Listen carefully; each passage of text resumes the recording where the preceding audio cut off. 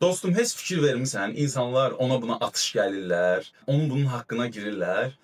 Sonra da həyat elə fırlanır ki, ona atış gəlirlər, onun haqqına girirlər və qayıdıb deyir ki, həyat ədalətsizdir və həyat pisdir, günahlandırır onu bunu. Heç belə şeylər başına gəlib görmüsən? Ya özündə, ya ətrafında.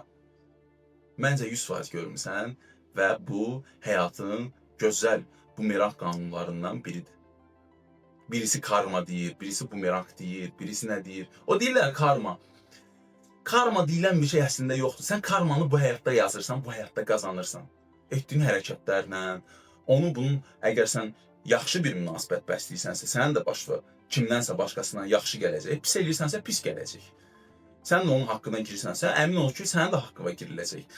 Hardasa sənin haqqına giriləndə demək ki, mənim də haqqıma girdilər. Ədalətsiz dünyadır. Bəzi insanlar var ki, hər gün kimisə təhqir edirlər, alçaldırlar, onun bunun dalınca söyüşlə danışırlar. Sonra da həyatlarında problem başlayanda bilsən nə deyirlər? Hayda, bu mənim başıma niyə gəldi? Sonra həyatlarında problem yaşayanda deyirlər ki, bu mənim başıma niyə gəldi? Və maraqlısı odur ki, insan şuurlu şəkildə yaşamır. Onu bunu günahlandırmaqla yaşadığına görə başa düşmür ki, prичина следствие deyilən bir şey var. Hər şeyin səbəbi var. Yəni sən artıq hardasa bunun kökünü qoymusan və gözünə görsən belə elə bilirsən ki, elə beləcə də olacaq, görməyəcək. Amma bu dünyada görülməyən qüvvələr var ki, hansı ki sən elə bilirsən ki, sən çox ağıllısan.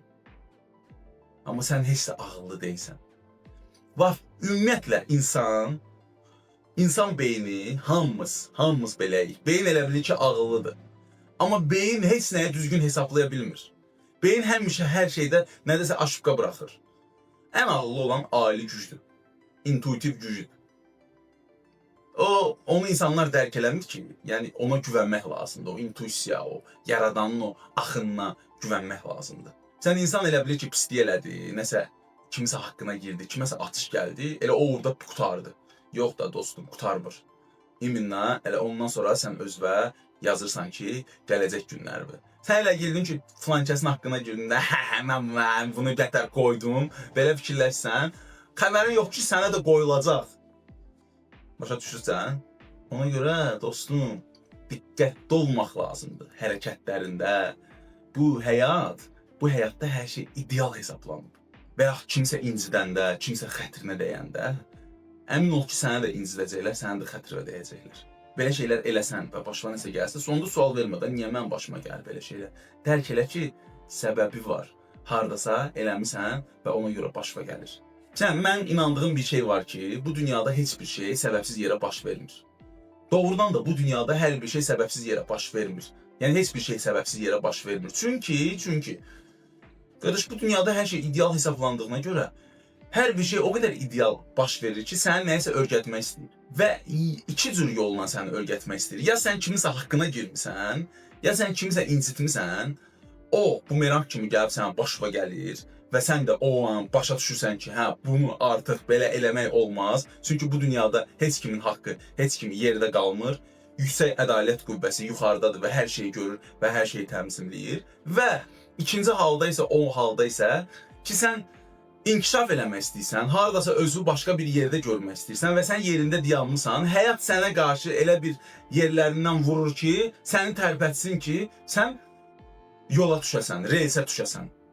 Və sən o yerində boş dayanmayasan və problemlərini görəsən, harda. Çünki bunu sənin zaprosun olub, sən özün istəmirsən ki, daha yuxarı yerə gedəsən. Və daha yuxarı yerə getmək üçün bu yerindən səni həyat bir yolla tərpətməlidir. Birində problemlə tərpədir, birində bir qıraqdan nəsə bir şapalaqla tərpədir, birində bir təpik ilə tərpədir. Amma bu təpiklər ölümcül olmur. Ölümcül istəsə həyat səni saniyə içində canlı alar. Ona lazım deyil. Həyata sərf eləyir ki, sən özünü yaxşılaşdırasan. Sən vibrasiyalarını qaldırasan ki, ətrafı da qaldırasan. Dünyanın vibrasiyaları qalxsın və Allaha daha yaxın olaq. Ona görə həyat sənə yüngül toxunuşlar eləyir. Təpik vurur, şapalaq vurur, amma ölümcül yox. Səni tərpətmək üçün. Sən şuurlu insansansa, günahları başlayırsan, problemləri başlayırsan özündə görməyə, günah deyəndə günah yox. Problemləri, səhvdir, günahdır, belə şeyləri mən ümumiyyətlə bu həyatda qəbul eləmirəm. Sadəcə sən elədiyi nə əkərsən, onu da biçərsən. Buna inanıram mən və səni problemlərini göstərir ki, tap sən şuurlu insansansa, baxırsan ki, hə, mənim burada boşluğum var, mən bunu düzəltməliyəm. Sən onu düzəltdin, sənə artıq həyat o tərəfdən vurmur. Artıq həyat səni göndərir. Harda sənin gələcəkdə o getdiyin istiqamətdə problem yaşaya bilərsən, oradan vurur səni gücləndirir. Şuurlu insan bunu başa düşür, öz zəif yerlərini düzəldir və gedir qabağa. Şuurlu olmayan insan başlayır onu günahlandırmağa, dövləti günahlandırır, insanları günahlandırır, ailəsini günahlandırır, hamını günahlandırır. Bu qədər sadə. Yəni bunu dərk eləmək üçün super, muper ağıllı olmaq lazım deyil. Bunu sadəcə normal şəkildə başa düşmək lazımdır ki, həyatın işləmə forması budur, mexanizm budur. Və həyatda hər şey alidir, idealdır, möhtəşəmdir. Super sənə görə hesablanıb. Ona görə kimisə xətrinə dəyirsənsə, kimisə haqqına girirsənsə, əmin ol ki, sənin də haqqına giriləcək və bu həyatda hər şey ideal hesablanıb. Yəni bu qorxuzmaq üçün deyil. Bu sadəcə səni öyrətmək üçündür ki, olmaz, insanların haqqına girmək olmaz. Necə ki, Allah hamıya azadlıq verib, hamı azaddır bu dünyada, seçimdə azaddır. Sən heç kimin haqqına girə bilmərsən, heç kimin azadlığına toxuna bilmərsən. Sənin də azadlığına toxunarlar, sənin də haqqına girərlər. Həyat belə işləyir. Bunu dərk eləmək lazımdır. Yadda saxla, bu həyat heç kimə borçlu deyil. Sən həyata daha çox borçlusan ki, sənə göndərib bu həyata, bu sağlamlığı verib, gözü, baxan gözü, rəngləri görürsən, iyləri hiss etsən ayrı-ayrı illəri, dadları bilirsən, sevgi hissini yaşaya bilirsən, zövq alırsan hər anından, zövq almağı bacarırsansa, bu sən həyata borçlusan və sən özünü düzəltməlisən ki, həyata təşəkkür eləyəsən. Allaha təşəkkür eləyəsən ki, bu qədər şeyi sənə pulsuz verib. Heç nədən verib sənə bu dünyanı. Gəlirsən, zövq alırsan. Həyat sənə borclu deyil, bunu bil. Və ən ağıllı insansa, artıq bu situasiya sənə başına gəlmədən onun qarşısını almağı bacaran adamdır. Bu artıq müdrik adamdır, ağıllı yox. Ağıllı insan o deyir, bir adam deyir, ağıllı adam odur ki, öz səhvlərindən nəticə çıxardı. Müdrik adam odur ki, başqalarının səhvlərini görür və nəticə çıxardır və qoymur başqasının bu öz üzərinə gəlsin. Və ona görə dostum, sən en azından bu video sənin qabağına çıxıbsa və əmin ol ki, gələcəkdə sən insan nəfsə bağlı olan bir şeydir. Nəfslə hərəkət edir və nəfsinə uduzur. Bu həyatın elə yaşamağın, o keçmə-keçin əsas problemi də elə insanın öz beyninə, öz nəfsinə, öz egosuna uduzmağıdır. Şeytan deyilən bir şey də elə budur. Sənin nəfsindir, sənin egondur. Sənin o içindəki, o beynindəki o səsdir, hansı ki səni yolundan çıxartmağa çalışır. Sən ona nə qədər ki uduzsan, sənin qarşıva problemlər çıxacaq, sənin qarşıva səni öyrətmək üçün, sırf səni öyrətmək üçün situasiyalar çıxacaq ki, sən öyrənəsən. Və doğrudan da ağıllı, müdrik insan odur ki, artıq başına gəlmədən özündə bu problemləri, bu zəif istiqamətləri düzəltsin. Ona görə dostum, final fikrimi bildirim.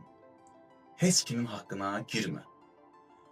Əgər kiminsə haqqına girsən, gec-tez öz əktivi biçəcəksən.